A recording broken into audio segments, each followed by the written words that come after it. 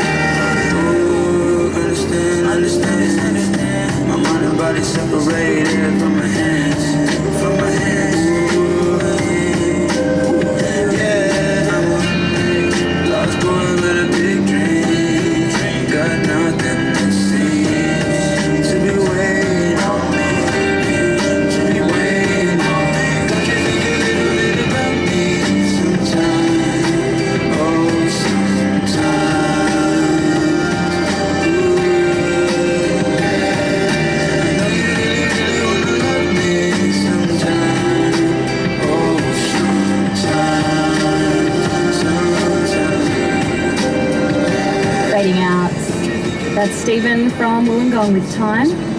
Our Lives in There with On Me. One cordial after the news. You're on Triple J.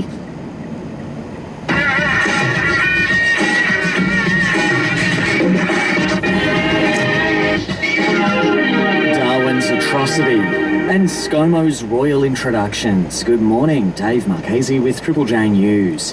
Labor leader Anthony Albanese has described a shooting in Darwin overnight as an atrocity. 4 men have been killed and a woman was injured after a series of attacks in Darwin CBD. Mr Albanese says it's more shocking considering how peaceful Darwin normally is. Condolences to the families of those who've been victims of this violent atrocity that occurred in Darwin last night, and to all of the people of Darwin. It's very close-knit. The whole city will be affected by this. An appeal has begun against Cardinal George Pell's conviction for child sexual abuse. Cardinal Pell has spent 4 months in jail after being found guilty of sexually abusing 2 choir boys when he was Archbishop of Melbourne. His lawyer has told the Court of Appeal the timing of the incidents after a Sunday Mass and the heavy robes that the Archbishop was wearing made the assaults impossible. The appeal is expected to continue for 2 days. ScoMo has met the Queen during his first day of his London visit. Scott Morrison is the 16th Australian PM to meet Queen Elizabeth during her long reign. Later, he'll join US President Donald Trump and the Queen for commemorations for the 75th anniversary of the D-Day landings.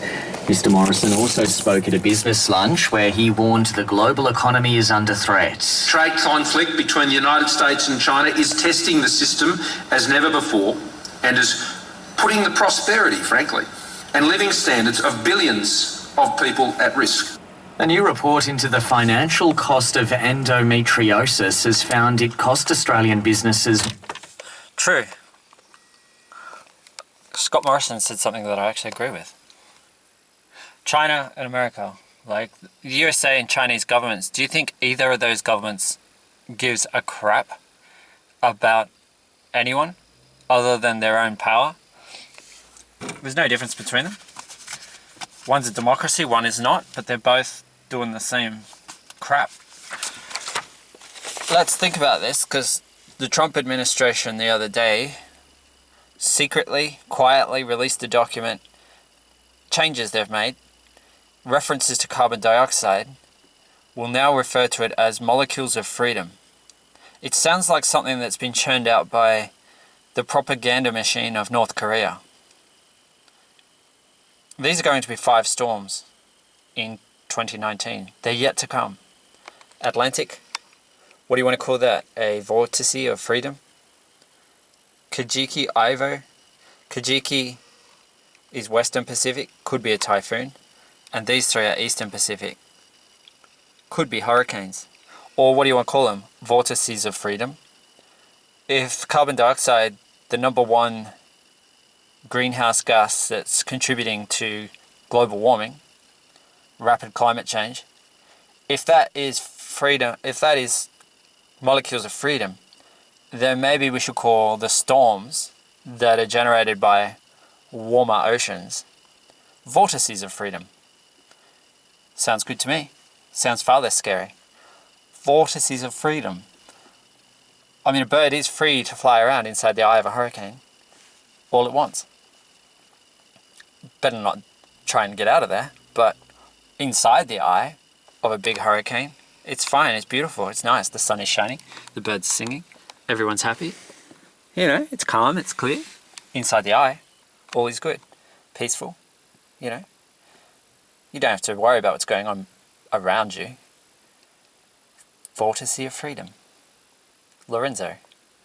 And vortice of freedom, Kajiki, Ivo, Kiko, and Octave. And freedom gas. Don't forget your freedom gas.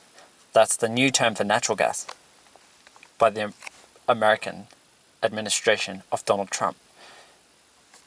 It really does sound like some sort of weird propaganda that you'd expect to be churned out by someone like Kim Jong-un from North Korea. Molecules of freedom.